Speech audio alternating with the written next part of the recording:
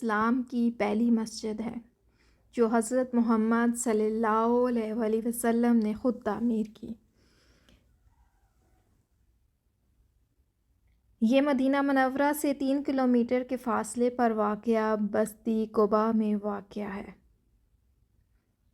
قرآن پاک میں آتا ہے، ایک ایسی مسجد جس کی بنیاد پہلے دن سے ہی تقویٰ پر رکھی گئی ہو، اس بات کی زیادہ حقدار ہے کہ اے نبی آپ اس میں نماز کے لیے کھڑے ہوں۔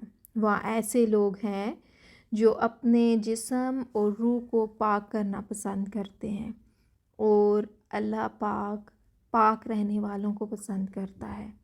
نبی اکرم صلی اللہ علیہ وآلہ وسلم جب ہجرت فرما کر مدینہ منورہ تشریف لائے تو آپ نے 3 دن اس جگہ پر قیام فرمایا اور اہل قباء کی درخواست پر مسجد قباء کی بنیاد رکھی۔ آپ نے اہل قباء کو حکم دیا کہ پتھر جمع کرو اور اپنی چھڑی سے قبلے کے تعین کے لیے ایک خط کھینچا۔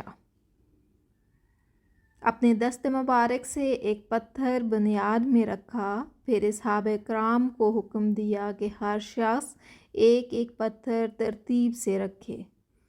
آپ اس مسجد کی تعمیر کے لیے خود پتھر ڈھونڈتے تھے۔ قرآن کی یہ آیت جس کا ترجمہ ہے، البتہ مسجد وہ ہے جس کی بنیاد پہلے دن سے تقویٰ پر رکھی گئی ہے۔ حضرت عمر رضی اللہ تعالیٰ عنہ مسجد قباء کی زیارت کے لیے آئے تو وہاں کسی شخص کو نہ پایا۔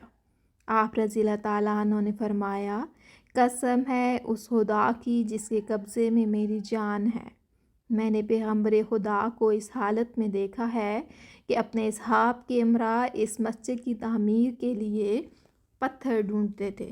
خدا کی قسم اگر یہ مسجد اطراف عالم کے کسی دور دراز گوشے میں بھی ہوتی تو ہم اپنے اونٹوں کے کلیجے اس کی طلب میں دفن کر دیتے۔